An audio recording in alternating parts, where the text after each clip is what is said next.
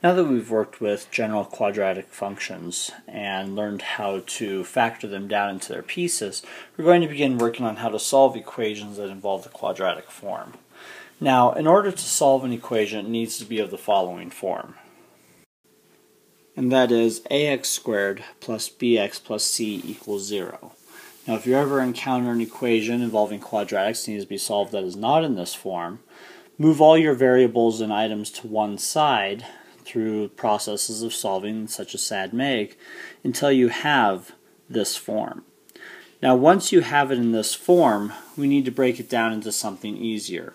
When we are solving quadratic equations, it's based off of a principle called the zero product property. And what this says is that if I have two items that are being multiplied together, say A and B, and their product is 0, then we know one of two things. Either A equals 0 or B equals 0.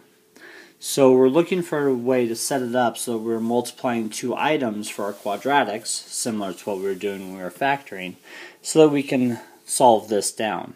Also, from a visual perspective, if we are graphing a line, just drawing a quick sketch in here of grid axes, and we put a line on here, our solving location is where we have our x-intercepts when y equals 0.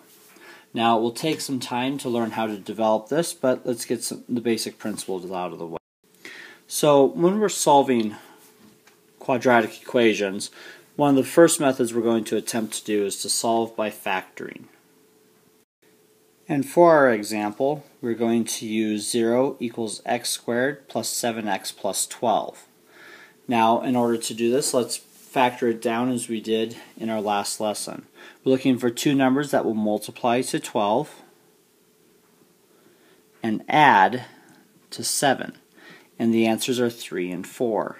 So what we have is 0 equals x plus 3 times x plus 4. Now, in order for this to be true, we have two items, A and B, whose product is 0. So that means either A is 0, so x plus 3 equals 0, or B is 0, that'd be x plus 4 equals 0. And we need to solve these individually.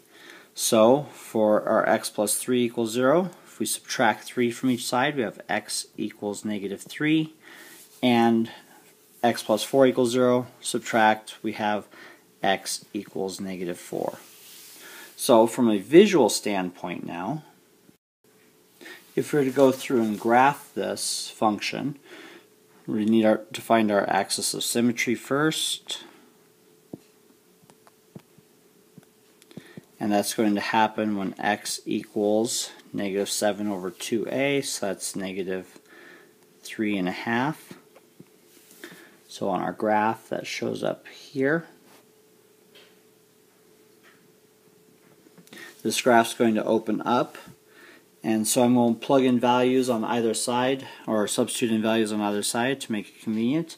If I plug in a negative 3 squared plus 7 times negative 3 plus 12, so I have negative 9, I have 9 minus 21 plus 12, which is 0. Then if I were to substitute in negative 4, I will have negative 4 squared, which is 16, plus 7 times negative 4, which is minus 28, plus 12, which again is 0. We're going to end up with a graph that looks something like this. So again, our y-intercepts are the locations, or our x-intercepts are the locations that are given by the function. So let's see what this would look like using another example. So let's go through now and solve the equation of 0 equals 2x squared minus 7x minus 4. Now for our factoring rules, we want something that will multiply to a negative 8 and add to a negative 7. And my answers are negative 8 and 1. So using the box method that was learned, we have 2x squared minus 8x plus x minus 4. Factoring our items out, we get an x minus 4 and a 2x plus 1. So that moves me into having 0 equals 2x plus 1 times x minus 4.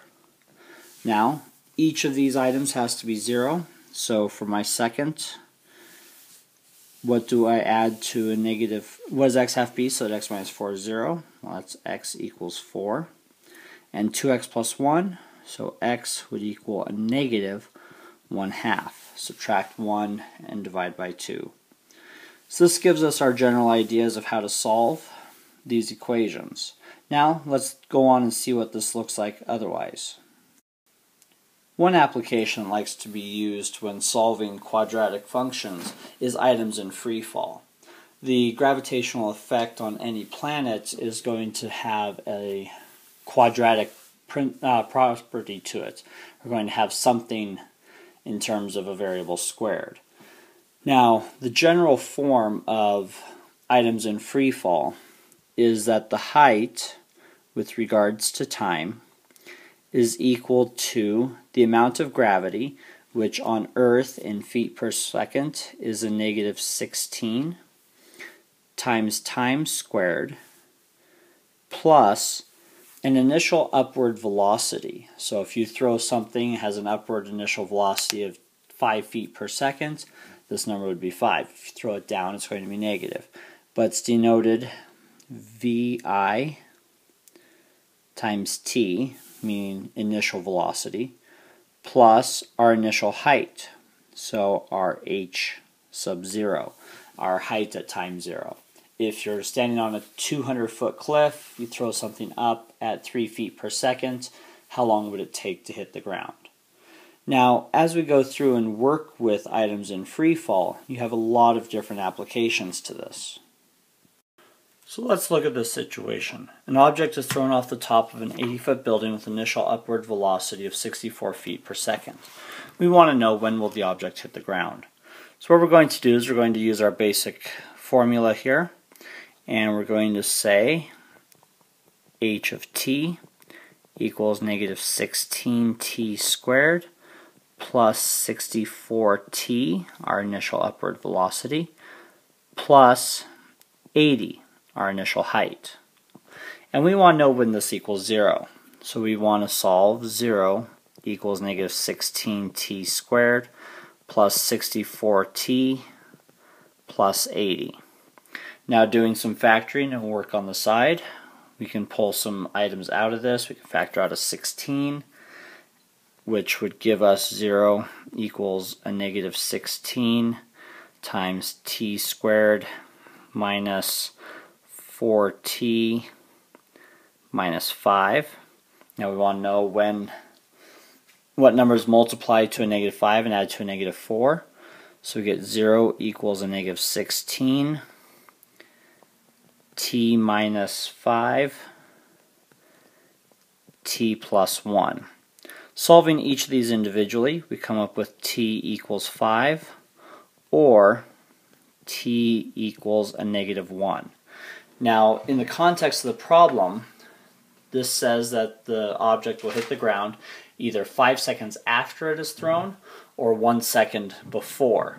The 1 second before doesn't have any real meaning in the context of the problem, so it will hit the ground in 5 seconds. There is our answer. Now, along with items in freefall and being able to go through and solve the equations using these methods, there are other things that can be done. If we're given a set of roots, we can also solve or figure out what equation they came from. So writing equations from the roots is about being able to reverse the process. If I tell you that the roots of a quadratic function are when x equals 3 and when x equals 2/3, what I have to do is set up the equations these are based off of.